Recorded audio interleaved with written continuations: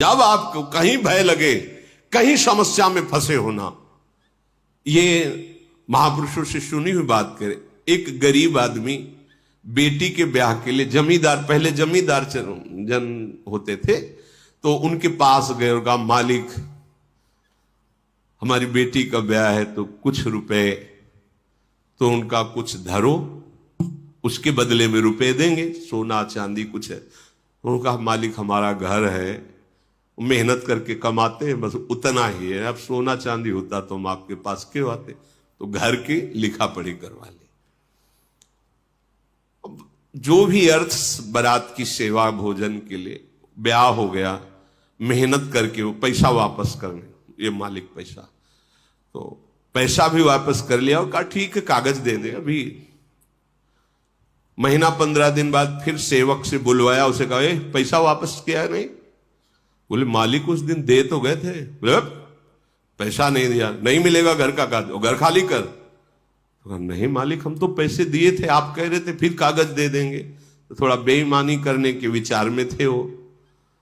तो कुछ जो गांव के पढ़े लिखे लेते उन्होंने कहा तुम सरकार में इस बात की रिपोर्ट करो तो आपका मुकदमा होगा, फिर वहां विजय हो जाएगी। जब मुकदमा में तो दोनों को बुलाया गया, तो उनसे पूछा गया गरीब आदमी से कि तुम्हारा गवाही कौन है जब तुम इनको रुपए दे रहे थे? कहा मुझे गरीब का गवाही कौन है? कहा रघुनाथ जी थे। तो रघुनाथ जी को अगली बार तारीख में लिवा के लाना, वो साक्षी दे देंगे तो बात हो जाएगी। बोले हाँ ठीक है। उसको विश्वास था कि कौन सी ऐसी बात है जो भगवान सुन नहीं रहे, कौन सी ऐसी बात है जो भगवान जानते नहीं है, कौन सी ऐसी जगह जहां भगवान है नहीं। तो जब कोई नहीं था, भगवान तो थे ही ना, तो इसलिए कह दिया रघुनाथ थे। तो बोले अगली तारीख को रघुनाथ को हाजिर करना और वो गवाही दे देंगे। तो जमींदार खुश हो गया कि कोई तो था नहीं, हम थे, ये थे, और वो ये समझ नहीं पाया। अब अगली तारीख को गया, बोले गवाही कहां है? बोले बुलाओ उसको तो आ जाएगा। तो होते रघुनाथ हाजिर हो, एक लकड़ी ली हुई है, 60-65 वर्ष की अवस्था। हाँ मालिक। बोले खड़े हो इसमें, तुम देखा था जब रुपए दे रहे? मैं वहीं था मालिक, मैं वहीं था जब 1 रुपया दे रहे थे, हम वहीं थे। जमींदार ने कहा तुम कब थे? बोले वो लाल वाली डायरी रखी ना, उसके 22वें पेज में जो तुमने लिख के रखा है, उतने ही पैसे उसी समय वहां रखे। तो वो पैसे, क्योंकि पहले बैंक वाला काम नहीं था, वो अपने घरों में ही दीवालों में ऐसे छुपा, इतने नोट 100 की संख्या के इतने वो भगवान ही है, अभी भेजा जाए। भेजे गए वो डायरी, वो रुपया, जमींदार मुंह बगाड़ के रह गया।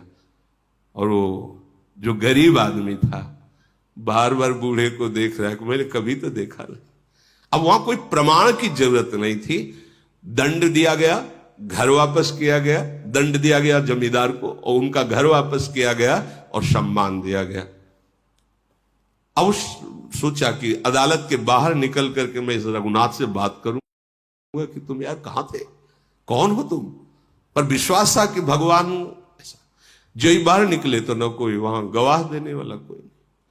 बस मन में निश्चय किया जो मेरी गवाही देने के लिए साक्षी है, अब जीवन उन्हीं के लिए समर्पित, निरंतर नाम जपकर वो भगवत प्राप्त महापुरुष हो गया। हमें विश्वास करना चाहिए भगवान नाम में अपार सामर्थ्य है।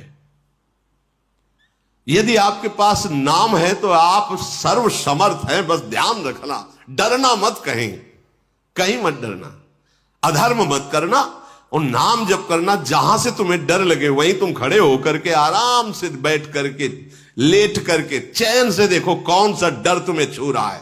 ये हमने देखा है।